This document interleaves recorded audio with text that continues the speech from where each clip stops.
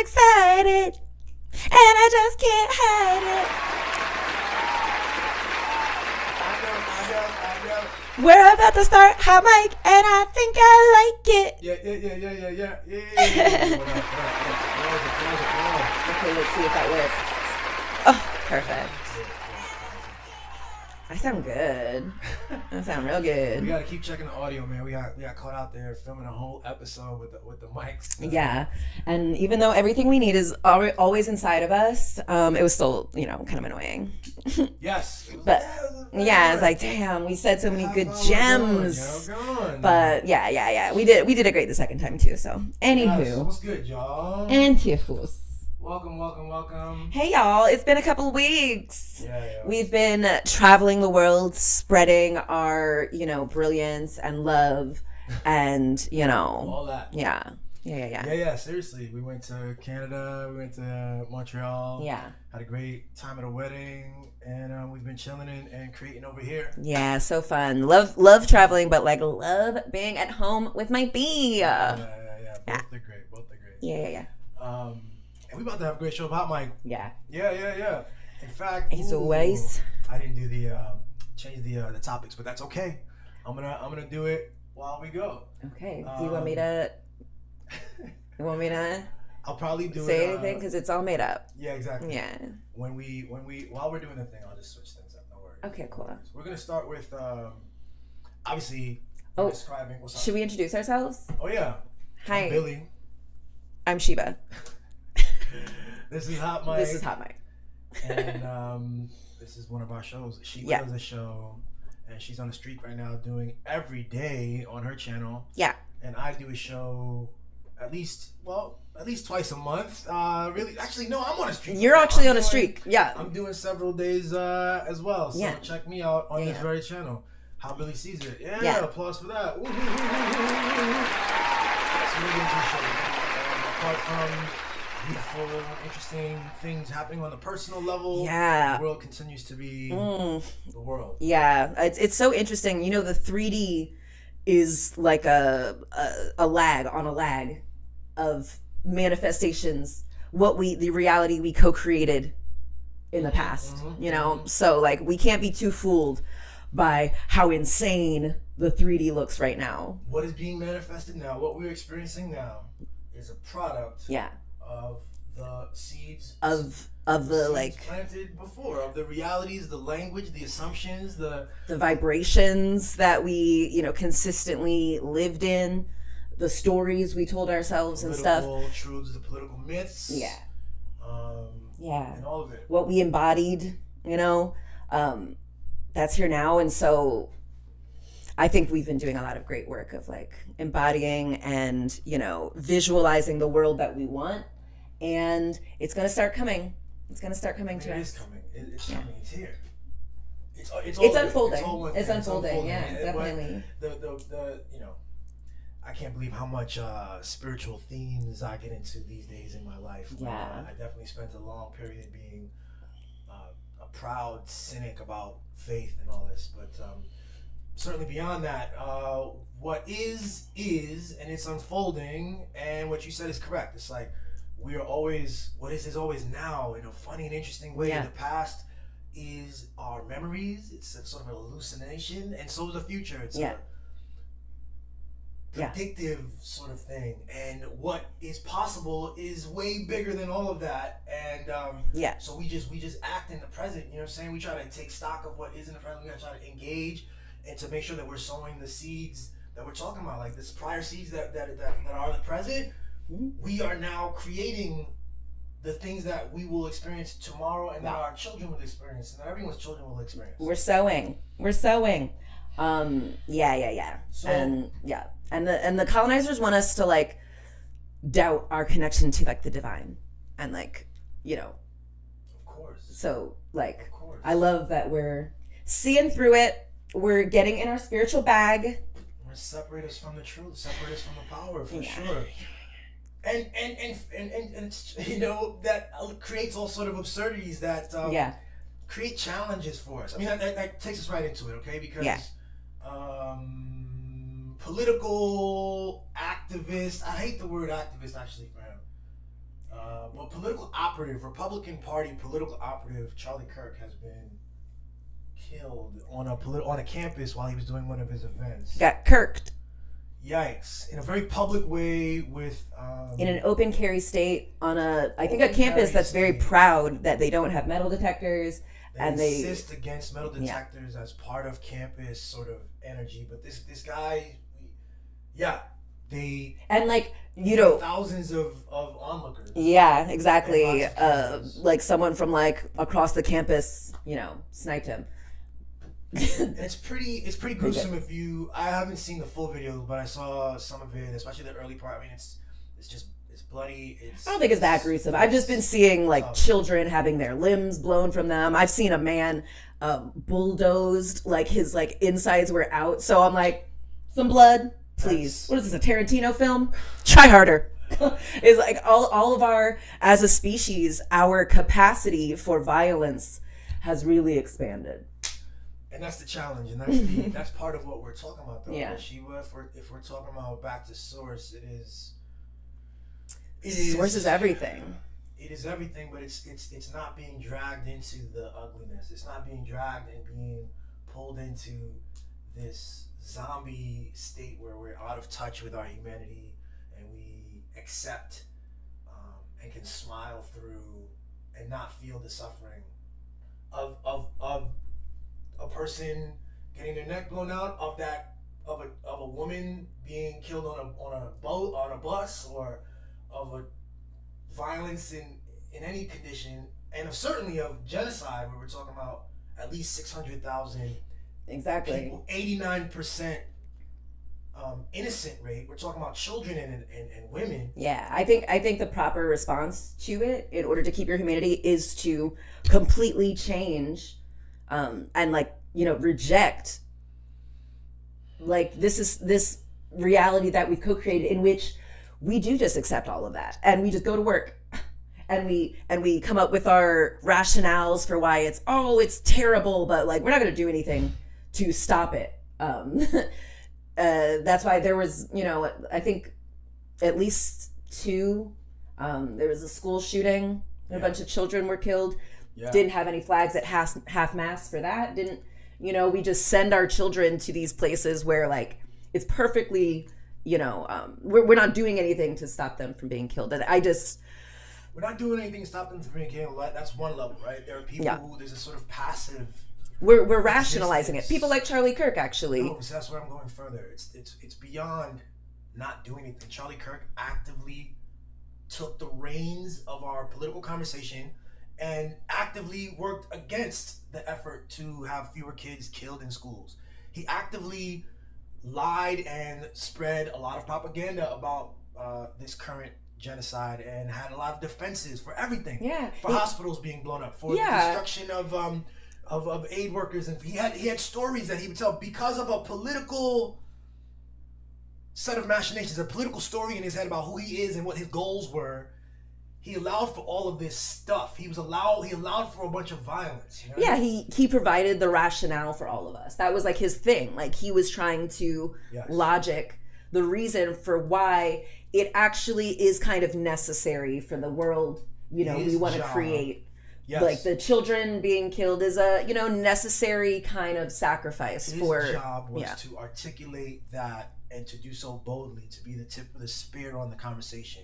While other people are like, oh yeah, and wringing hands, and the Democrats are nervous, and there's a conflict between the rights and the children, and his is to go, there's no conflict here, this is obvious and easy, and he said it, and he was bold about it, and it made him famous. People, there's always a set of clowns that are gonna find that appealing, just the confidence alone, and he was able to raise funds. He raised a ton of money with the Republican Party and became a turning point. Turning Points becomes this thing and he rode this wave, especially in the last 10 years or more, this MAGA thing, and that's where we are. And it's funny because it's like it's another facet of get the bag culture that we've all been taught. Like you're supposed to do anything in order to make money, and when he sees being mean in a very specific way to specific people makes me a lot of money, great. That's why they're celebrating him. Let's do this, baby. Let's do this. I'm going to go to the other screen.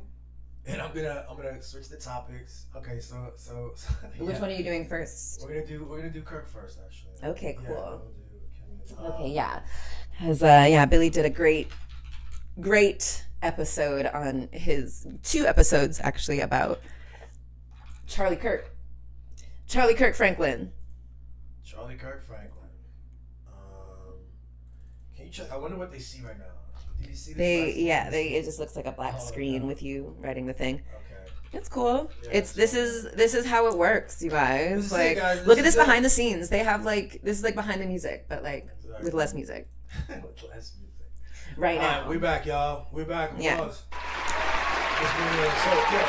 did an episode on how to season about Charlie Kirk, a full hour, and then I brought it down to a 3-minute reel. So let's watch that and let's have a conversation around that. So we're gonna do split screen, and we're gonna hit this.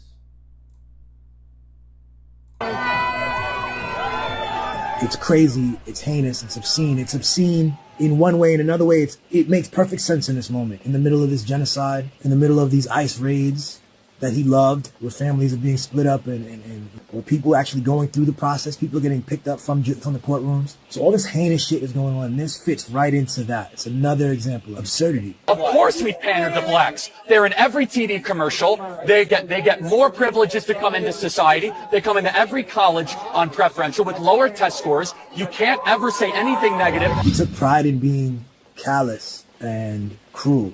He took pride, as I said, in having quick, easy comeback answers for difficult sociological topics and issues. And that will be his legacy. He won't get the opportunity to grow old enough to learn and see how absurd and disgusting it is to be that person. Like, I've seen Tucker Carlson have a come to reality moment where he questions Fox News and questions his own youthful career. I've spent my whole life in the media. My dad was in the media. Not only are they part of the problem, but I spent most of my life being part of the problem. Charlie Kirk won't have that. He is lost to us at his prime, fielding and rejecting quality questions, mocking matters of import, and profiting from our division. People like me are facing violence, assault, the left.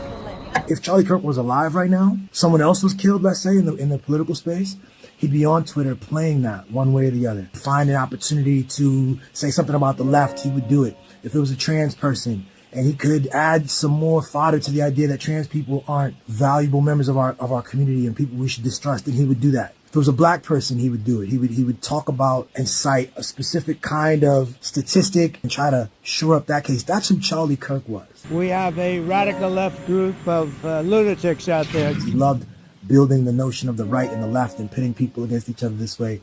These concepts that would immediately categorize each other and set up perpetual conflict and create content over and over and make himself hundreds of thousands, if not millions of dollars. That's who Charlie Kirk was. He's very likely to be a trans Antifa Marxist shooter. That is just not true. We don't know what this kid is. We do know this kid was of the left. We do know that. We do know what? That this kid was of the political left. I also think it's important sometimes for people to know that this is how you will be remembered. I don't think it makes sense to clean everybody up. Charlie Kirk wouldn't want that, in fact. Charlie Kirk said he didn't like empathy. He thought empathy was a problem. It was actually harmful. Maybe you should honor Charlie Kirk in this moment and keep it a buck about who he was, and know that we're still dealing with like the residue of these other people who are inspired by Charlie Kirk, players who are out here getting their name recognition up on the backs of other people. It's good that people know that this is how you'll be remembered. You will not conjure up nice things about you. Wow, that's so interesting because it's like what we were talking about at the beginning. Like the 3D, what we're seeing right now is the culmination of the energy and the power that we've put out previously. And so Charlie Kirk's present is the culmination of what he has co-created, the world that he has argued for, that he has given us language to, justify. He got it.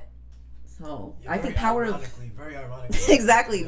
I didn't even add that other clip. The clip that is probably most visible for people is now is that clip where he says, I think it's reasonable or it's a good idea or it's logical to have some degree of gun violence, gun shootings every year. Yeah. To preserve Second Amendment, which would preserve our other rights. That's the claim he's making. I think like he also said, you know, execution should be public and televised and quick. So I think this, if anything, it shows us the power of reality creation, the power of our words. We really can create whatever we want. And so let's be intentional about what we say. Let's be intentional about what we say. And then let's not be like surprised when what we have like wrought, I don't know, like becomes, you know, like when what we have consistently talked about, made money on, been like, prove me wrong, comes to pass. Like, don't be surprised and don't be sad. It's you know, like we needed to learn this lesson too. Like, one of the things he has to, yes, I hear you. I think that's one of the things like cats have to realize. I don't think people realize what it takes to be Charlie Kirk. People look at Charlie Kirk and they think he's just a guy who's got a bunch of opinions. And they take everything, they see it through their lens. He's just a famous guy who got famous through his opinions. And we want to respect everyone's opinions, but they don't realize the intentionality of Charlie Kirk. I think very early on, probably, you know, there's some creative intentionality, some intelligence that went into like understanding a political moment. He was a young guy who says, okay, I'm gonna team up with the Republican Party. We're gonna do this turning points thing. And they funded him and he built this whole thing. And if you look seriously, I mean, by now the way it developed, he was so creative. He was the youthful energy that made the Republicans understand how to speak to young people. He's the Hitler Youth. He brought Trump's the Hitler Youth. Republican Party, this fake rebellious MAGA, this youthful energy. Exuberance and like we're the best of the white race. Yeah. Like, oh, we're gonna bring to campus. He comes to this. He creates this whole thing where they go on campuses and they have debates, what seems to be debates and discussions, political rallies essentially that he would create where he'd be a star. And he's got some talent in terms of his ability to go back and forth, you know. And then he's tied to this thing. There's money involved. He's tied to this massive political apparatus. He's close with Trump. Years ago, they're building this whole stuff. Every time Trump does something, you know, like it doesn't matter. He's attached to that. It's his career, and that's what drives every choice. That's what drives him to say what he has to say about the gun violence, so that he's not reasonable any longer. He's simply he's towing the line. Why? Because the NRA has a whole thing, and it's funding from all these other sources, and he's protecting these interests. And his job is to present it and make it to look as casual and meaningful and obvious and American and good and white and cis and powerful as anything. And he did a great job at that. Yeah, he really and that's did. where we're sitting on now. And that's why the world looks like this. Yeah, we're taught to use our natural intelligence in service of these artificial hierarchies that already exist. Well, because there's financial incentive there. There's always this system to be paid if you will say the right thing, if you will demonstrate your ability to say the right thing. And you know, people will say, and there's a lot of talk now, speculation about sort of the last couple of weeks of his life, where he started to ask questions about Israel and the genocide that's going on. And you see these questions being asked, and you see him trying to grapple with something, but where was he this whole time? You know, we have to your attachments will pull you in crazy ways. Your attachments, your inability to come back to what is true and to apply accurate language to what is true. Yeah. Rather than, oh, this is I'm red, I'm left, I'm right, I'm whatever identity group. I'm a part of this MAGA. You know, these symbols. They're playing you with these symbols. And so, but then also, even down to his, so now a lot of people are defending him. He's just a good Christian boy. You know, there's a lot of clips of him. Just like Hitler. Talking about Jesus in a way that a typical Christian, you know. Like a KKK. Right. Like a KKK. Like Donald Trump. So the KKK person, you think about them speaking about hating black people. I see them burning crosses, right? Who Isn't that like the defining feature of Christians? Like their love of the cross. They love it so much, they force it into the ground of a terrified black couple who they're trying to frighten. Yeah. What are we talking about? Christians have done such the most horrific things in history. Certainly in modern history. They're doing it now. Yeah, see again, the symbols they create confusing things. You try to challenge, how Christian versus this or whatever. It's like, you take the labels off and just ask what was he doing? We know he offered reasons why children should be killed in schools, or why it's okay, exactly, why we should allow it. And black people aren't as smart as he is, even though every black person I know is smarter than Charlie Kirk. And which tells you too, it's like, in what way is that, like, why is everyone like, yeah, he's a good Christian?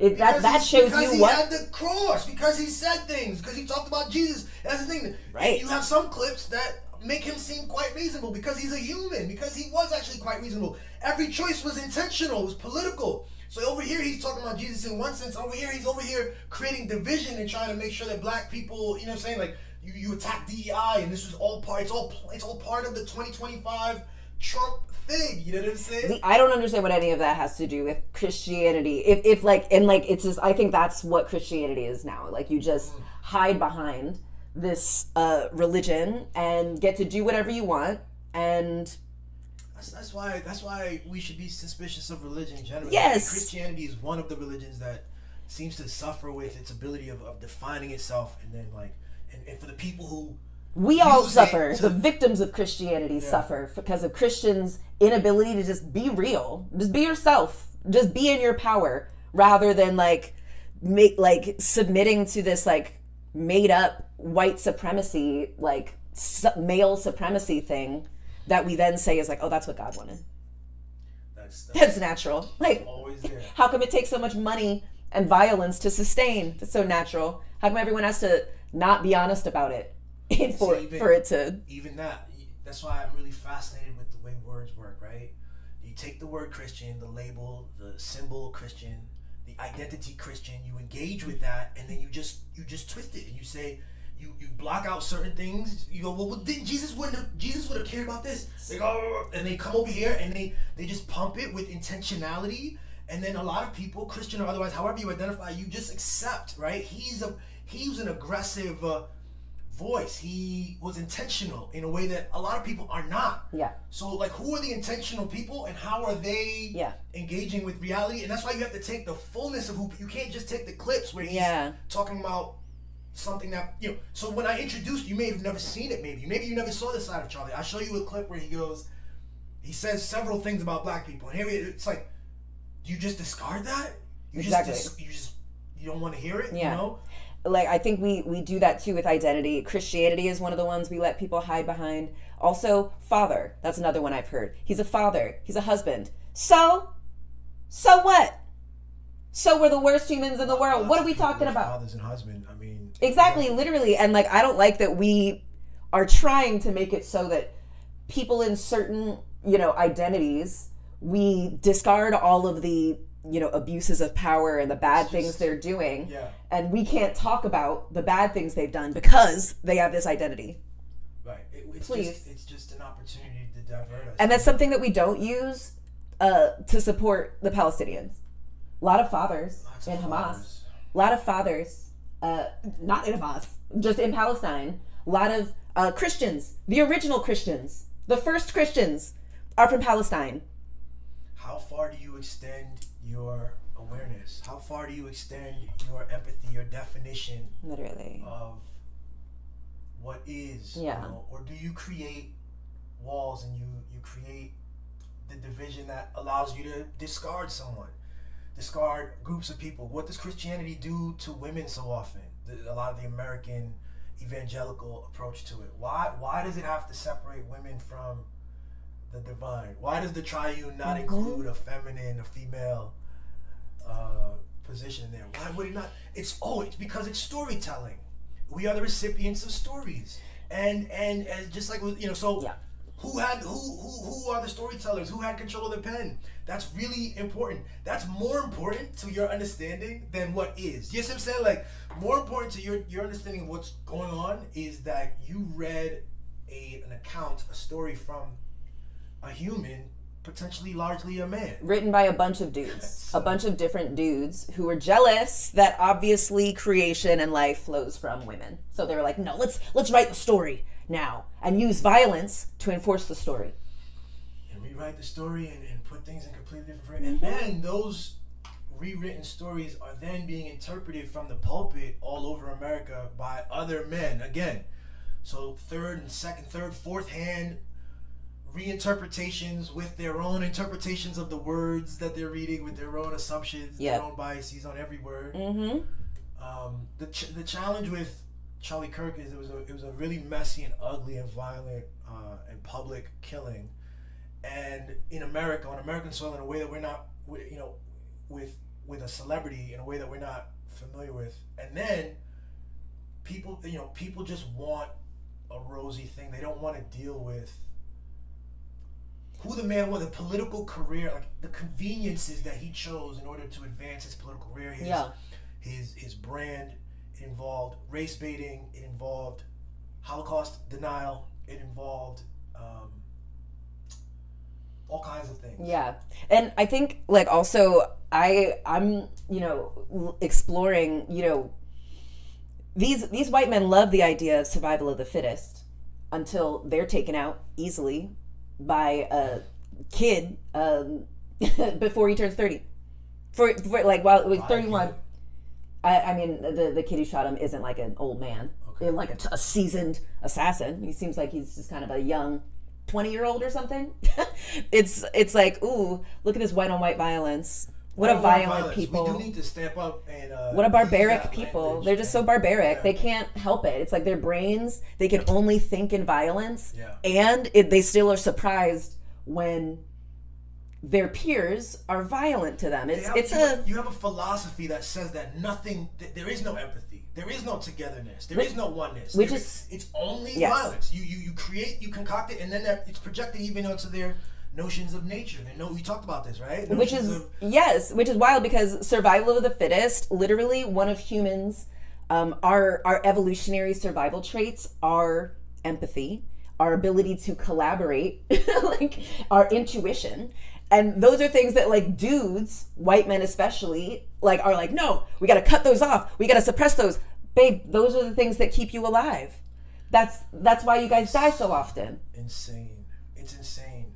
But these are forces. We're pointing to things that are not given language enough. It's just like there's a framework of thinking, but you see it in Charlie Kirk's work. You see it in Ben Shapiro's work, Prager, and all these, I'm about to use this word, I hate to use this, these right-wing clowns, they white all supremacists engage in a faux reality, an absurd, backwards, incomplete philosophy about what life is, about this rugged violence, and then they agree that for the most part it should be meted out outwards. Like they can use the rugged violence, but they can never receive it. Like, and then when honey. you see that the world looks a certain way, and there's money is, what is it?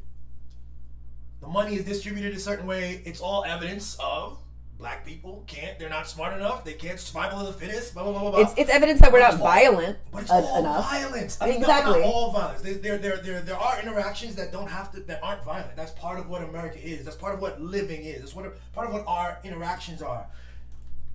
As free people is about collaboration. But the story, the mythology about America is about competition, is about beating the other person. Domination.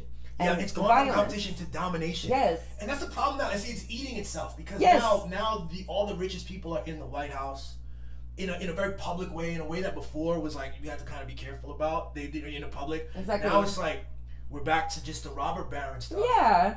And it's destroying even their best expression of democracy. Literally, being destroyed. They're destroying themselves. This philosophy of might makes right. Literally, that's what they believe that, and so okay. Bye, Charlie. Survival of the fittest. Sounds like you're not fit. I at least could make it to 37. I might just be a black woman, but Still made it. You know what I can do? Oh my God. Jesus.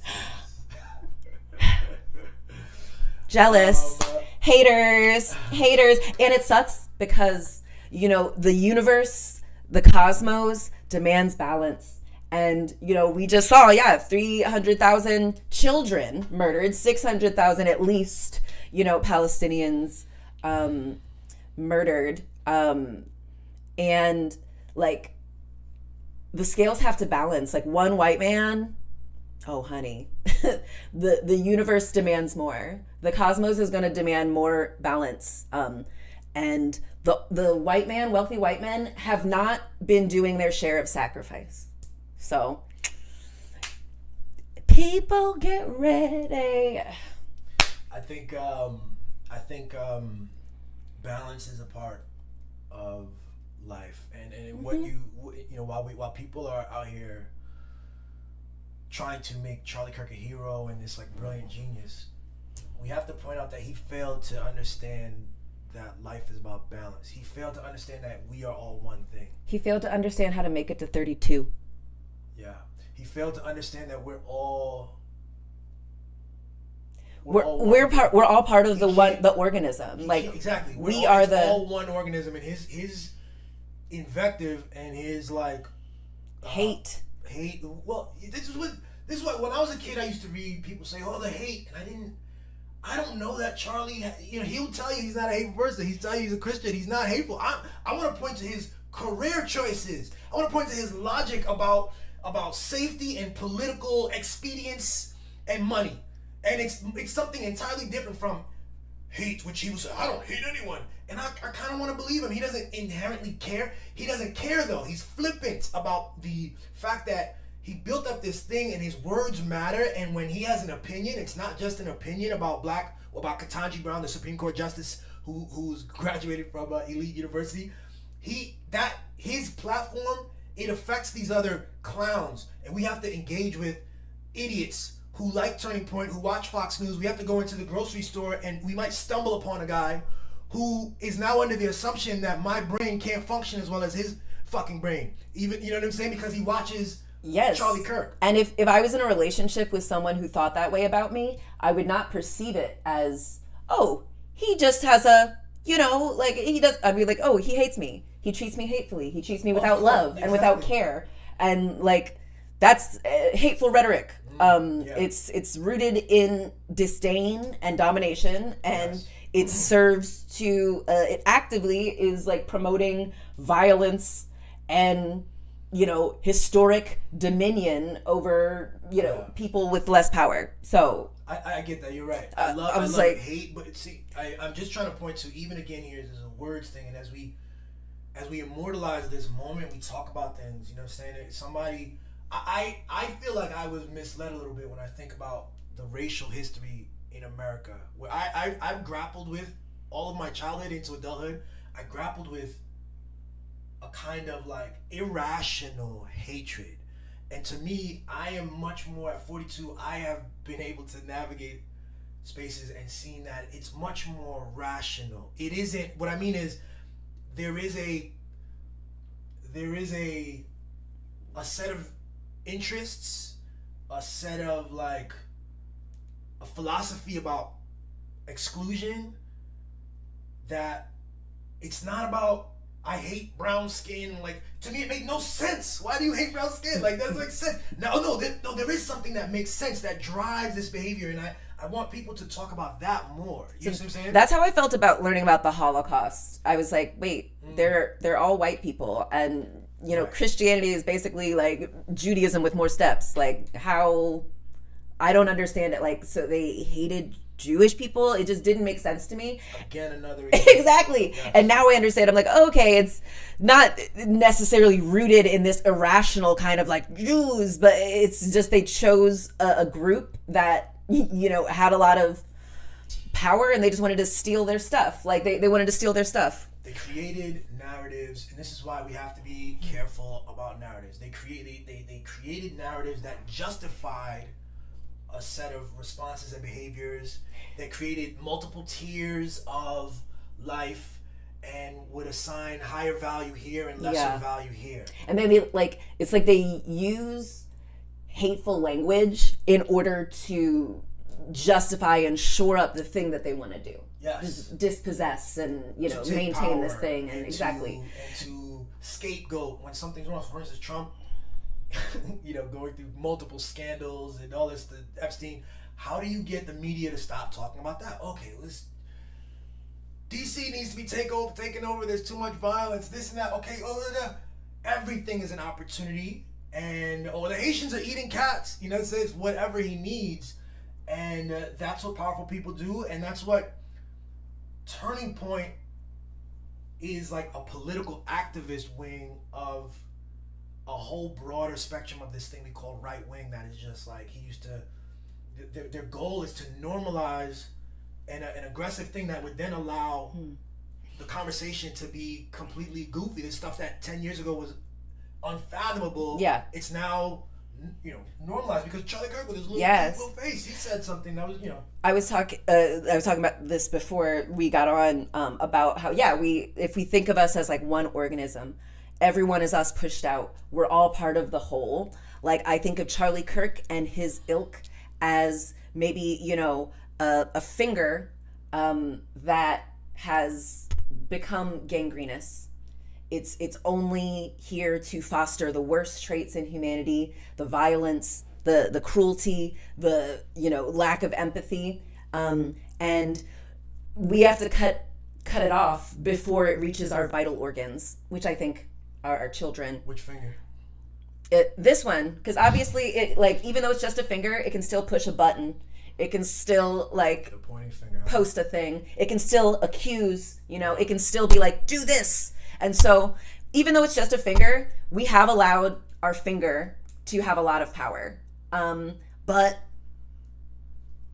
I think we gotta cut off the finger, and we'll see that it won't it will save the organism to not infect us with the disease of cruelty, of hate, of I've always had the finger. The finger has always acted this way, so we got to keep the finger. No, we don't.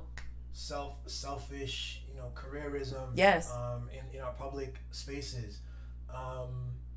The only issue I have with that, I get exactly what you're saying. I get what you're saying. The only issue I have, obviously, is that there's the difference between a finger and even someone as repugnant as like a Ben Shapiro. Is that there's something sentient about Ben or Charlie, and like I said in my video, he doesn't have the opportunity to grow the way other people have and to change it. We're all going through a process. This is me giving the most gracious approach I can to this. Is that he's in a process, like we all are on a journey, and at some point, I would hope that he was going to have sometimes it's an epiphany, sometimes it's just a slow rolling development of realizing what actually is and why we're actually here and questioning what have I been doing? Yeah, but sometimes the growth is just cancerous. And so we were we'll let it grow and we'll observe it, but it just continues to cause more harm, more damage. It starts to prevent the other parts of the organism from operating well, and you're like, oh, I just got to do a mastectomy now. Now it's a tit. Now he's a tit. But you can get cancer anywhere. Now he's a boob because I went to mastectomy. Gotcha. You gotta. But that is a thing we do sometimes. We cut off a thing preemptively so that it doesn't reach our vital organs, our brain, our bloodstream, our heart. And that's the challenge, because Turning Point in particular, again, Trump comes and has this incredible historic victory, return to the White House. Their job is to, infect or to, what's the word? Metastasize. Their job is to grow. That's why he's on campus. Like a cancer. One, because children are easier to debate. Children don't know as much. Children are very easy to less confident, destroy. And all kinds of stuff. And two, they are, like I said, easier to debate, so he has better footage. And then also, they're easier to, they're malleable. They're younger. They're getting ideas. This is a place of They're easy to groom and exploit. This is a place of, it's supposed to be on a campus, a place of idea sharing So on some level, you want to go, okay, Charlie, everybody, all ideas are sort of welcome, except, again, his ideas, they're not genuine. As I said earlier, they're not a genuine man expressing a reasonable approach to guns or a reasonable approach to our racial, discourse. It is a man who is focused on getting Republicans elected. And I think that's also evidence of what the purpose of our campuses actually are. It's to train the children into how we want them to do. It's a world of money, and whoever is, the most willing to take money or toe the line, say what they're supposed to say, they will get paid, they will get the speaking engagements on the campuses, and the children will learn. Like, these campuses are not places where the children are there to be like, hey, why do we do this? Like, let's do this differently.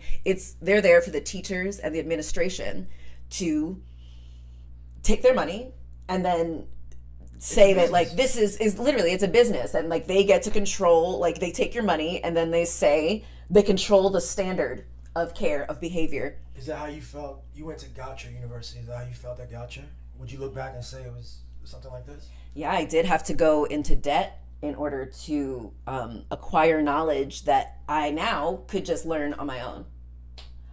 And it was like $40,000 a year or something. And why? Exactly. You're exactly. And it did serve to keep me in debt and force me to make have fewer choices in order to like try to get rid of that debt. Like I, did certain things. That's where we are now. And that's what it's for. It's like they're trying to trick children into like wage slavery. It's really crazy to realize, and we might want to pivot to the next joint after this, but it's really crazy to know. I'll let you have last words to say, like, even something like that, to notice on a deeper level what a campus is. When you're a kid, I just wanted to be on campus. First of all, there was no other alternative. My mom said, you make sure you figure out a way to go to college, and I wanted to be away from the oppression of my home life.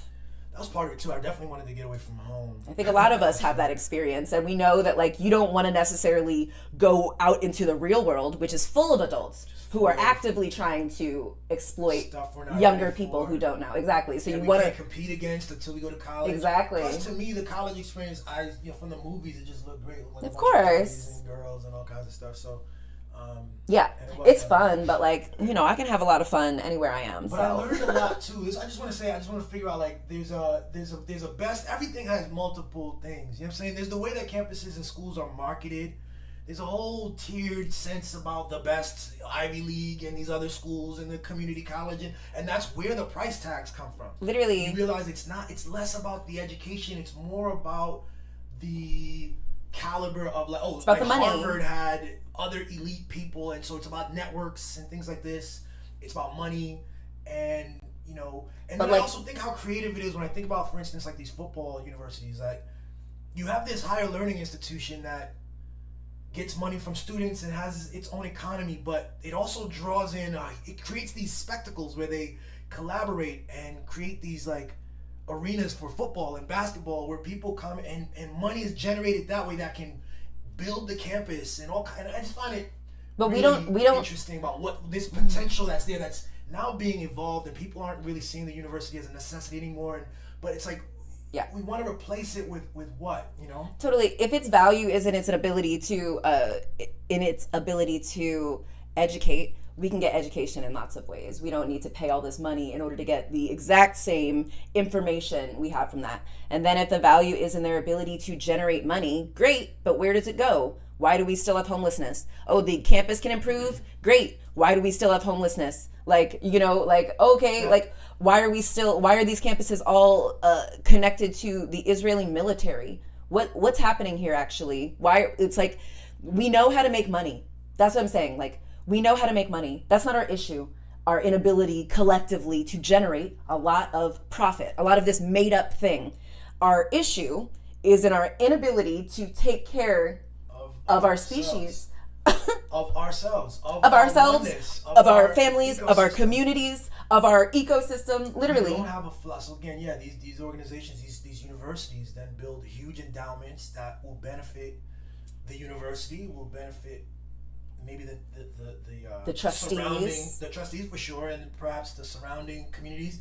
They could be scholarships for younger people and things like this. But there's no logic that requires the requirement. There's no logic that brings it further to say that that's a very clever thing. Even like take it out of schools. Take it to these professional things. The NBA. The logic is about charity, and so they have full discretion if and when and how much and in what way. Literally, versus like a real effort to tackle the broader social problems. And I think which is so funny because like universities and these sports teams get to be nonprofits because all of this is made up. It's all made up. All of these things are made up. But like if we have this idea, like we're going to give you tax breaks, we're going to give you public money in order to like function because you allegedly do a valuable service to society, I'm going to need to see more evidence of that. Why is everyone still homeless? Why is everyone still in debt? Why is everyone still unable to stop all the violence? It's all made up. Yeah. And they can make it in any way that they want, yeah. actually. And then you see them doing it, like Trump. Yes. You see these tax efforts, mm-hmm. and the idea that there's some completely anarchic thing happening is a myth. It's completely nonsense. Yes. The point though is it's your intention. Literally. Your intention is to maximize and stratify and let's see if America can get the first trillionaire. And we already have that. It's like. But your intention now, if you have intention to help the poorest among us, it will do a thing that actually matters. But they and this is the whole thing. Some people are moving very intentionally in this world and in the political spaces. And in our political discourse, while others of us are not, and we're just like living and casually and just accepting things as they are. We go, okay, this happens and maybe we might, I hate that, but I don't like that. 10 years ago, someone was investing in the discourse about who we are, what it means to be American, what it means to be a good citizen, a man. I don't like that we do this performance too of like, oh, it's terrible, but like no one can do anything about it. Everyone just accepts it. Everyone just uses their brain power to rationalize why we can't do anything about it. And it's just... You gotta be creative, right? You gotta be creative. You gotta be brave. I don't even know if you have to be that, like, maybe that's too high of a standard. You just have to do it. I don't think that Charlie Kirk is a creative man. I don't think any of these people, I don't think Donald Trump is creative necessarily. I think he just is audacious. I think that's all you need. You just need a little audacity. If you're audacious, you'll find the creative, right? If you're audacious, exactly. Creativity comes from audacity. It might be inside of you, all of it, or it might be, you take steps towards something and then you find a person. Literally, it's an emergent property. Once you do the thing, the risky thing, you step into the unknown, then you discover like, oh my gosh, this happened. Did I do that? Did my action of just trying it create the thing? And then that's how you become, even more. This is like, it's all beyond comprehension. And so I really don't think like these men are creative. Like I think they do the things that like they've learned is what they're supposed to do. Like, oh, okay, if I'm mean, if I, say certain things about certain people, these people will give me money. And now we just have a fuller story. Like, yes, you will get money, but someone will also Kirk you and laugh about it, and we'll all rationalize it. That's it. And the people you've been excluding in your narrative, the people you've been marginalizing for your personal benefit, you had all this gain in one sense, but these people are of no obligation to then sort of mourn you or anything like that. Yeah, we're free to make up whatever we want. And we're grateful for this necessary sacrifice on the path to our collective liberation. The stories are actually, that's what's powerful. We're gonna get into the next segment, but the stories are our own to create, and Charlie chose his story, and this next person is also choosing a story. Yep. All right, so the next clip is from one of my favorite TV networks, Fox News. This fan on, bro. Okay, let's check it out. Brian Kilmeade, one of their idiots, has something to say. Terrible name, by the way. Split screen. Billions of dollars to mental health and the homeless population. A lot of them don't want to take the programs. A lot of them don't want to get the help that is necessary. You can't give them a choice. Either you take the resources that we're going to give you or you decide that you're going to be locked up in jail. That's the way it has to be now. Or involuntary lethal injection or something. Just kill them. Yeah, Brian, why? Wow. Involuntary. Why do we put men in charge of anything? That's crazy. They only think, how do we crush people? They literally can only think of how to dominate and use violence. And then they have this idea, like they use all their rationale to be like, that's actually the humane thing, is to publicly execute them. It's like, what? And then have the nerve to think they deserve to be here. Babe. Honey. Evolutionary trait. This is survival of the fittest. Like, you put that energy out, it's going to come back to you, honey. When I see Kilmeade, and I've been saying this for a long time about Kilmeade, him. Also, that I would not be advocating for such violence if my last name was Kilmeade. I believe too much in nominative determinism. Kill me. Duh. He's a doofus. He's one of the dumber people on the network. Lots of dumb people get kirked. I'm just saying the fact that they have him with a microphone at all. I mean, Brian Exactly. Kilmeade should not be speaking about things that are important ever. But he has his whole career because the whole thing is stupid. He's not a smart person. And it's not about stupid or smart. It's about how willing you are to be cruel. I mean, on Fox News, it's about how willing you are to be a Republican mouthpiece. And what that means is, I mean, I have this whole thing. I want to do a whole video on my show actually where I break down. I don't like the discourse on left and right. I think it's goofy. I think those are words that I understand the derivation of the words, but they've evolved. They've been misused now. They are used only to trigger and to confuse and to make sentences that don't make sense. Brian Kilmeade, to be at Fox News, you have to be pro-corporatist, pro-white American. You have to be prepared to pro-war. It's whatever that news organization, they have back-end deals and kickbacks. They have connections with the pharmaceutical companies and with the military-industrial complex and with the right-wing, with the Republicans. And their job is to make those things look good, to make the opposites look bad.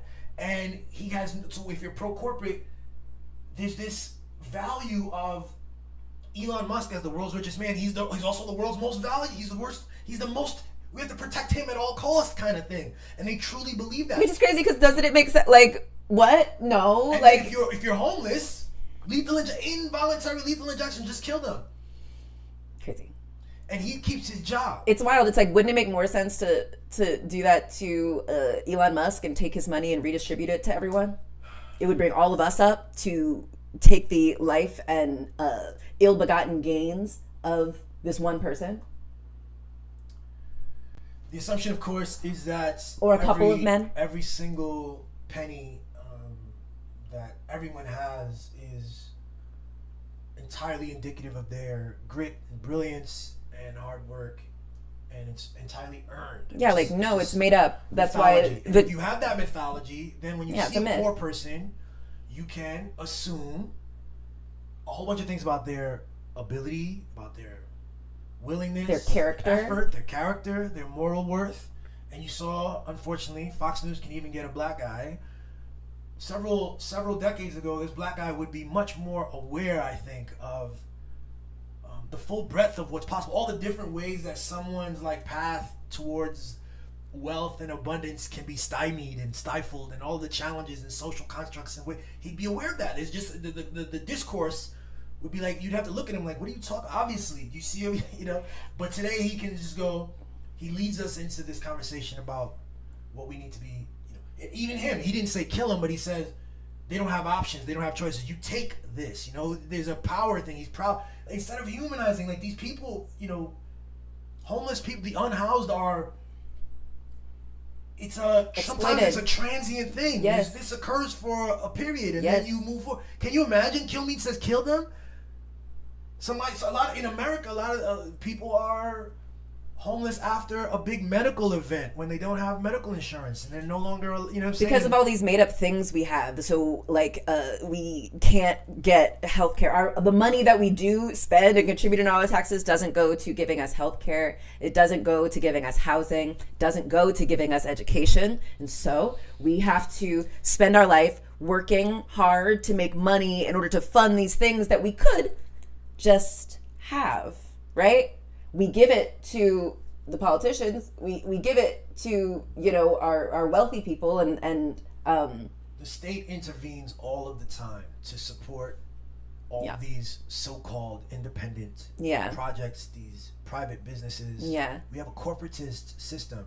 They lie and they call it capitalist because, you know, while there's even their claims about capitalism can be challenged, but they rest on this assumption of freedom, of association, of money exchange, products, and freedom to purchase, and they ignore all of these other things, including the deeply socialist and interventionist state that we have, but it intervenes on behalf of the wealthy and on behalf of government contractors and on behalf of the military contractors, and it creates all kinds of stuff. And so it's just deeply callous and problematic for Fox News. People actually go there to. It's not like watching The Lord of the Rings. You go to Fox News. I don't go to Fox News, but the people who do go there to get a sense of reality. You know, they develop the vernacular that they will take to their workplaces and to their homes, and about what reality is, about who we are. And Fox News' goal is to create these divisions and to rob us of our ability to see each other. And it's very sinister. But also, like, they are giving the people who tune into them what they want. The people are choosing division and violent domination of exploited people, exploited parts of themselves.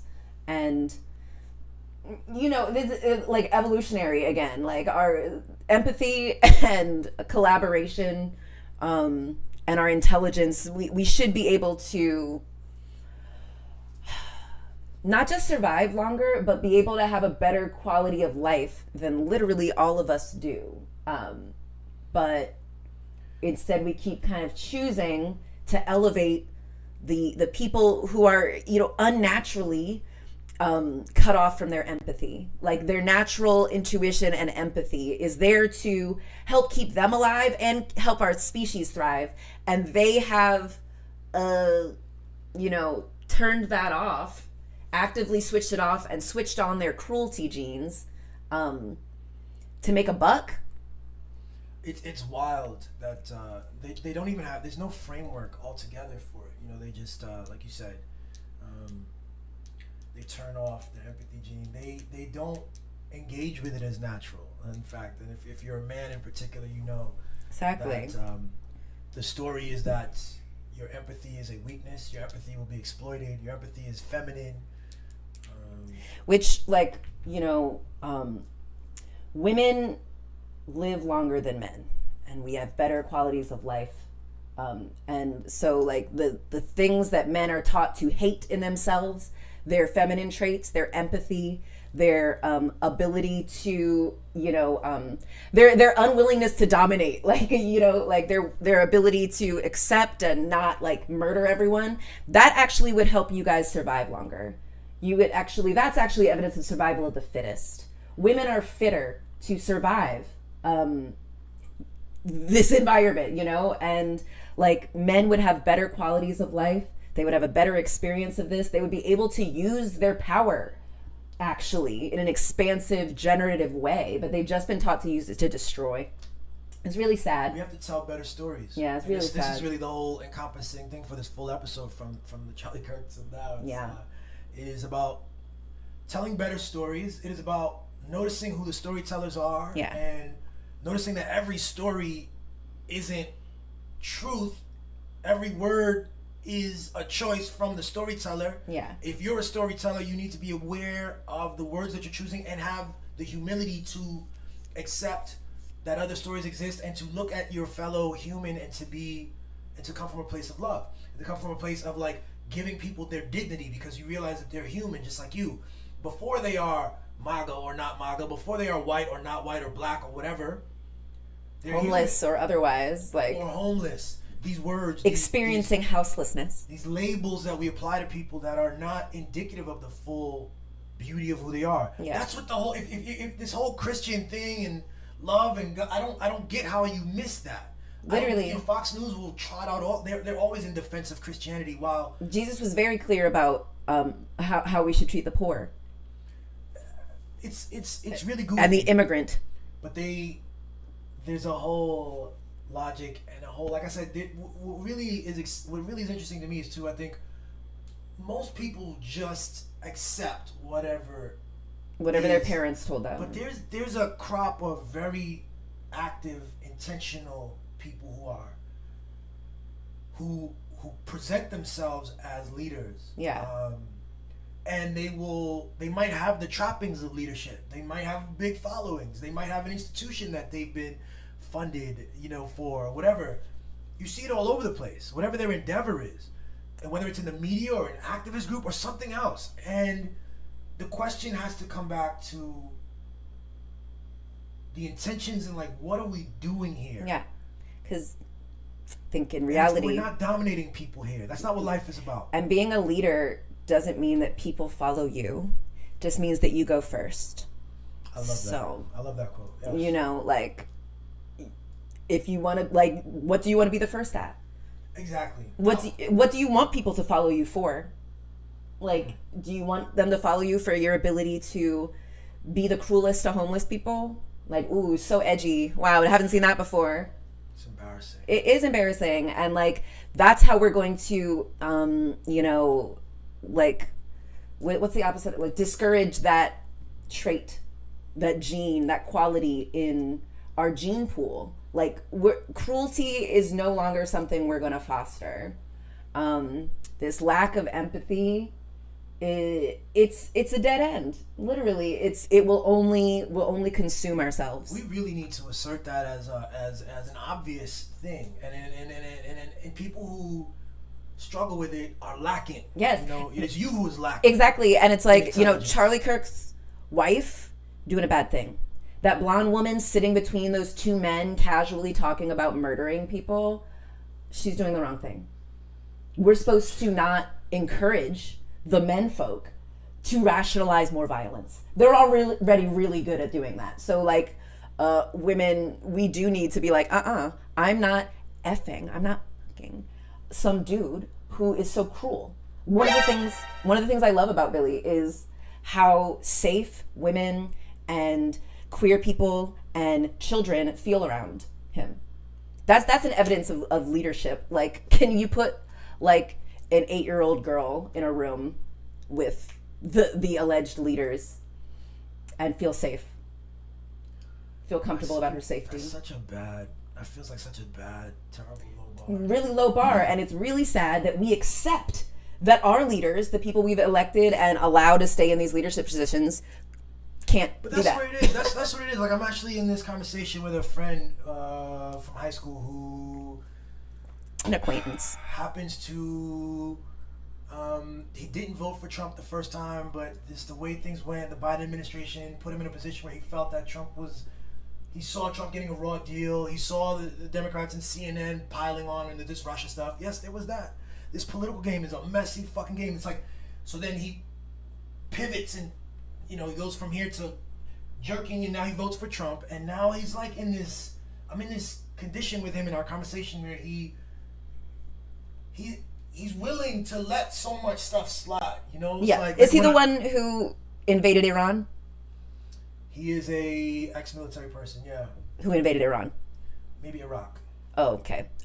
So he's an invader who does what he's told, and he likes, a certain ilk of white man who gets to be violent and cruel. But the framework doesn't even let them know that something's wrong.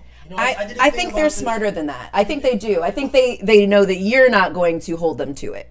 No, I'm holding. I'm saying my piece. There's no one else in this world that's saying the piece. Exactly. They see politics. Politics is the Kirk. Yeah, he did that. That's Republican politics. Yeah, he's playing to a base.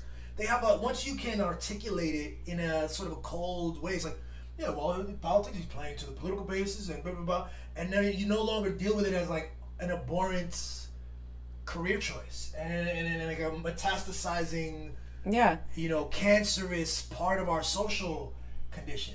Yeah. And so now we've just like, we're evolving. Things are all different, all these different astrological, age things and blah, blah, blah. But yeah, now we're in a world where when you spew hate and violence and division, even if you don't see it that way, you are going to meet an early violent end. Everything is balanced. So everything has balance. You will, things. We call it karma. We have a kind of cheap sense of karma. It's much more. It's just it comes back to the same notions that it's all one thing. Mm-hmm. You harm yourself. Literally. And this is why even when my response to a terrible person, Kirk is myself somehow. Kirk is a version of me outwards. Shapiro, people I have a great deal of disdain for, and so the whole thing is, I have the power to ground us in truth, and in love, in spite of his mental illness. Someone like Shapiro, someone who, unlike Kirk, really doesn't have any talent. He's kind of a goober, but makes millions of dollars, for these. It's like I'm grounded in it, and I don't have to respond to these, to the way that he interacts with the world, because I interact with the world. You know what I'm saying? And that's kind of come back to where you're saying, like, we have to just take our power back. We have to take our narratives back. Exactly. Exactly. Like, everything is made up. We're like the only ones in control of like kind of what we can do. You can't get too caught up in what other people are doing, but yeah, I was also thinking about, everyone is us. Shit. So like, and also like, so I don't know how this is going to come out, but like, MLK, of course, killed in part because of how powerful he was, how he was using his power. And I think we should all still speak up for what we believe is right and correct, even if it means we're going to be kirked for it. And so I think that's the same with the people who want to feel like the guy you're having this conversation from with high school, like, if it means that much to you, you gotta kind of have to be willing to die for it. Otherwise, are you just doing it for money? Because that's really not a good reason to do it. Like, like that's not a good reason to risk your life in order to make a lot of money. Like, it's good to do it because, like, literally it's something that you believe in and that you think is going to help the collective. That's why, like, it just... Help the collective. So this is the part that you added there, right? A lot of people believe the shit that they believe in. Exactly. And so, like if I'm going to die, I want to make sure that it's actually helping the collective and not just something that I say to make myself sleep at night well. So that's the challenge, right? How do you define collective? I mean, there's an Israeli settler in the West Bank right now who's very excited to be enacting all kinds of things and to move their family in and do this kind of things because they believe in a collective that they have defined, and that, you know what I'm saying, and they believe in something bigger than themselves and all this stuff. Yeah, so it's not big enough though. It's still like, if it's a thing that you can exclude the people who live 45 minutes away from, not collective. It's an isolated group. It's a clique. Yeah. Like we're taught to be loyal to the clique, the good of the clique. It's like a cancer. It's like the cancer is like, like trying to make the cancer grow, and it doesn't care what other parts it takes over. The point is the cancer's wants to dominate, and domination. Yeah, like the collective. We want something to be concerned with the whole, my whole body. Everything is balanced. Everything is one. Control is one part. Yeah. You have to let go of control. We're seeing now a lot of insanity from the Gazan genocide and beyond. Just insanity because of a desire to control politically, to control the narrative, to control how we view. People are getting murdered, 600,000 people, mostly children. They have to control how we view that. They have to control how we speak about that. Yeah. Well, there's something about nature that doesn't play. Like your desire to control is, and that's true with that's a human thing. Yeah, like humans love to, like human males love this idea that like we are the dominators of nature. We subdue nature, and I just think nature is just like, babe. I mean, if you're truly in tune with God, this is the thing again. How do you think you can subdue nature and all these things? See, I think too. Some people are calling something God, and this is why I for years avoided the word God for this very reason, because I struggled with the scary fact that I have a different thing in my head than you have in your head. Yeah. And your thing comes with guns, and it comes with domination, and it, you know what I'm saying? Dr. Samuel Cartwright became famous off the idea that his God told him that he was a superior being, and that it justified servitude, and that, you know, he was granted the power to whip and beat and breed people through God's blessing. That's how he manifested his blessing. And it's like we have to start seeing, like, if those guys were granted the power to do that by God, I am certainly granted the power to operate and relate and use my power how I see fit. Entirely, you are creatively powerful. Yeah. You said they are going to try to label you. Yeah. They're going to try to categorize you and to try to find ways to limit your movement and your freedom. And you say, no, I'm too flexible. You have to resist. This is resistance. Yeah. I'm too good at surviving. I come from a gender and a race of people who are good at surviving. So I'm going to be fine. But I understand why men are scared. But what a challenge when Washington, D.C. is replete with multiple people who are excited by Kirk, inspired by Charlie Kirk politically, who watch and are inspired by Brian Kilmeade, career-wise, want to be him. He's well paid, famous, gets to travel a lot. Yeah. Inspired by the discourse that they all create. Yeah. And they limit our understanding. They limit our ability to see. This is why you have to pull away from stuff. You know, you have to get away from these frameworks and these conversations, these things you take for granted. They're actually tethers. Yes, literally, they're holding you back from your natural expansion and evolution. You come back a better person. You come back more connected in new ways. Yeah. Not ways that the corporate media has rubber stamped for you to think about yourself and to think about your fellow man. Yeah. But from an understanding of yourself, from an understanding of God, it pulls you into true communion with everyone without the exclusion. And true power, too. Not just true communion, because, like, true power is not my ability to use violence against someone who is physically weaker than me, physically or, mentally weaker than me. What's true power? It's within. True power is having power and choosing to be loving. It's paradox. It's paradox. Can you hold the two things? It's like, again, the control. Literally. And all stuff. You control and letting go. It is power and it's paradox. The relinquishing of power. Exactly. The acceptance, even from a powerful state. That's a fucking amazing thing. That's a powerful place to be. Yeah. I love that it's hard to even apply language this way. I love that you took a second to gather, and that we are trying to apply words to something that is beyond words. It's much bigger than even what we've said here today. But I think we've pointed to something really interesting. Yeah, totally. And it's like our power is in so many things. It's in our ability to relate. It is in our ability to speak. It's in our ability to accept. It's in our ability to reject. And you see, Kilmeade rejects homeless people. He has that power to set a boundary. Yes.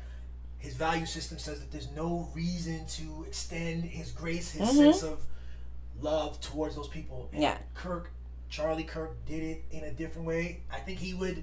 I don't know what he would say on that panel. In fact, but he's in that entire space. I know he doesn't like. He would attach it to, just the Republican Trump nonsense. Yeah, it's like the disdain for the working and poor people. Yeah, and like, okay, like we're now in a world where the people that they disdain have the same amount of power to use against the people that disdain them. So like it's crazy that like men, and particularly white men, have thought that they can just do whatever they want and never receive it back. But yeah, like they would want us to step into our power, I think. I think that's kind of what Charlie Kirk and others have been kind of saying, is that like, you know, why don't Black people, women, like kind of take into their power? Like the white people have done this stuff because no one stopped them. That's the premise. I mean, that's the underlying premise. Like life is rough and rugged and violent and competitive, and we're the winners. I mean, Charlie Kirk, in my research in the last couple of weeks, I saw a debate with an African student where he is asserting, why aren't African countries, further along? Which there's so many levels to this. First off, the metrics that he chooses in terms of what further along means, they are chosen by Charlie Kirk. They aren't objectively true about sort of the progress of a country. Also, progress isn't linear generally. Also, a nation state, all these things. Also, it's like, but his premise is whatever you see in Africa is a benefit. The West and white people benefit. It's just a story about everything was American blacks should be happy that they're here versus in those other countries that we've war torn, Exactly. And yeah, it's like, I think also, white people, white men are going to have to grapple with how violent their ancestors have been, and how violent they are, and how they actually like tell the full story. Exactly. Engage with the difficulty. Trump is changing Smithsonian museum exhibits and like getting rid of PBS and trying to rewrite the entire historical framework. And a lot of white people are doing the work of going, it's not so bad. It's not really that big a deal that they're doing. And like that's how white people get to be like in a position they are, where they underplay how violent they and their ancestors have had to be to get to the position they are, and play up all of that. Well, how come you guys couldn't just pull yourself up by your bootstraps? It's like we freed you. Like, what are you talking about? We didn't do that much. And it's like, babe. We have to do it, we had to, And it's like countries are born in violence. Even it's like, okay. There's a powerful thing of like they'll accept something. When you really corner, there's some people, again, some of the right wing, Charlie Kirk and these other guys, or Nick Fuentes, these guys will accept this stuff that we're saying. There's an honesty there, and they're saying that this is, but they come to a conclusion that this is all there is, which is interesting. There can't be something more imaginative and brilliant and collaborative. And freeing. Exactly, which is so funny too, because I think like, fine, if we want to use their logic, they also have a logic that black men are super violent, and so if violence is the thing that gets you to the top, gets you to be successful, gets you to be at this place of power, then black people are very well equipped to take our rightful place. That's why they're so afraid of us, right? It's violence, because like it's all these stupid narratives. Exactly, and it's like if they want to engage in stupid narrative play, I'm really good at that. And I do understand the power of narrative building, and like, I think like rather than starting from scratch, start from what we got. Accept what is. Fine. These white people are afraid of how violent we can be. Just wait until we're violent and directed at the people who are killing the collective. Just wait. And it's so wild because this all started with Charlie Kirk's murder, who wasn't even murdered by a black man, which just underscores more of how violent white men are. We skipped this. They can't even stop killing themselves, literally. Let's do a quick 5 minutes to wrap this up.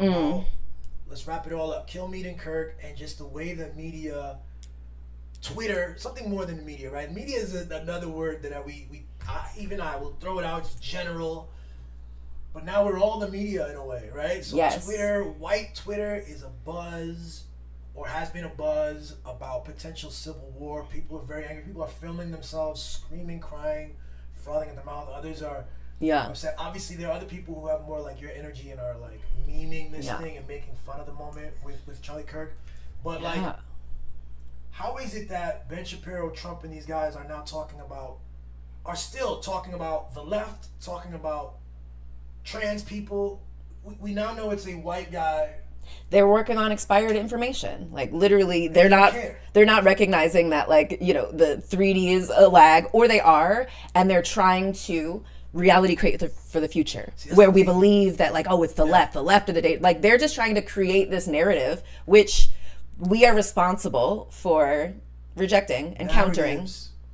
Narratives are actually like magic creating. Magic spells. There's a thing that there's a white guy that killed another white guy in what seems to be potentially like a right interracial, extreme right wing, white on white. Who fracas. knows why white men kill each other? Ben Shapiro goes on Bill Maher. People are on Fox News talking about black people, talking about immigrants, talking about Which is trans so funny because Ben Shapiro and Bill Maher are horrific, virulent Jewish supremacists. Like they are such proponents of such horrific violence meted out against Palestinians and anyone who tries to oppose that's the absurdity Jewish people of them. Crazy. If you look closely, you can see that Bill Maher is cracking. Bill Maher exactly can see it.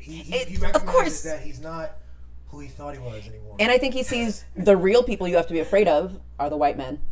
They're the ones who keep doing all the murdering of white men. Ben Shapiro is unique though. Ben Shapiro, he's holding. He's still pretty young though, right? Yeah. How old is he? We're gonna see. Things are gonna develop. And that's what I said in my thing. Like these, you at some point you realize like, what have I been doing? Literally. Oh wow, I was so successful at this thing. Exactly.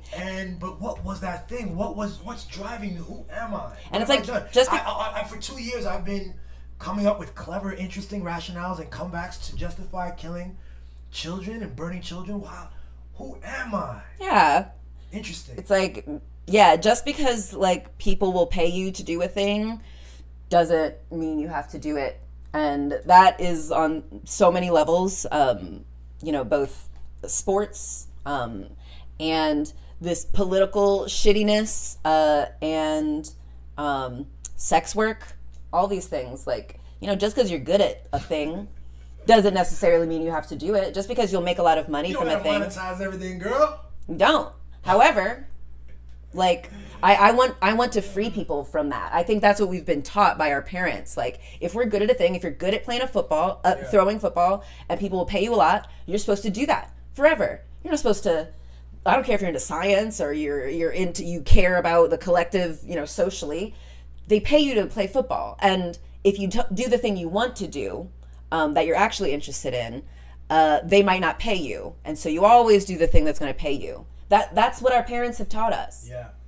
So of course, we got to choose differently. Especially we were raised up in I think a very hyper capitalist age in the .coms and all that stuff. And corporations are good. Corporations are good. Insurance companies love us. Like, but everything evolves. Nothing. That was a period. It's so funny to really think about that. You grow up and you think that this is what is, but it was a period on a plot of land in a specific place. It was all created. It was political and social, and it was created. Yeah. And our children are going to experience something different. Yes. And we have to make sure. Well, obviously, you don't have to do anything. People can choose to. We can continue to pretend. I think the right thing to do for children that we love, and for our when we say that we love God and we love what is, like, to me that means that we plant the seeds for a better world where we see each other better, and we dispense with the division and have a cohesive storyline about who we are and what is. Yeah. You know what I'm saying? Yeah. That is inclusive. That word inclusive. They take all of these things but we live in a world that is fractured. We live in a world that has been artificially fractured. Yeah. But that's a story. The other side of the story that is true is that it's one. So we need to press into inclusivity. Mm-hmm. It's potentially in another part of the world. I was raised on the idea that North Korea has this like stodgy, regimented, like nobody can fucking have an opinion. They might need to lean into fracturing, perhaps, if my mythology is correct. That society has to learn about individuality and lean into something in order to come to balance. But our society, our mythology about the separateness needs to come into an understanding about individuality. About oneness and togetherness. Which is interesting too, because we're like, that's propaganda also about North Korea. We actually, and like, we live in a country where actually people don't speak their mind and people are terrified of saying anything to lose their job. So they're like, oh, what do I? And so it's like, babe, maybe we do need to go back to we are one, guys. It's so funny. It's okay. The mythology of how free we are, but you see everybody. It's a myth. Everybody. Exactly. Wealthy, poor, white, black, like middle class, working people are concerned with image and career, and there's a general sort of avoidance of reality. Being invited to hang out. We were free. Exactly. Exactly. You know I thought I wasn't in North Korea. What the heck? That's just kind of the complex story that we're in. Yeah. And that's that. Are we done? Is that the episode, babe? Yeah, I think that's the episode. Yes, let's wrap it up. You know what a thing I thought of? What? Like, you know how what's his name? His name is, he's a basketball player, Dennis Rodman. Yes. He's like friends with Kim Jong-un. I love that. That's crazy. I know that we're going to reach a level where we're going to, be invited to like get to know people who Americans have been taught been propagandized to think are these like horrible, one-dimensional, like, barbaric terrorists, and who are probably like much freer. Don't think the message is that everyone is more complex. Yes. Charlie Kirk is more complex. These other people, like these stories about just people who, for fun, randomly enjoy killing, things like this. Actually, it's so funny. Yeah, it's like it's a paradox. It's like complexity. Whether or not you're complex, does not mean that you're gonna live.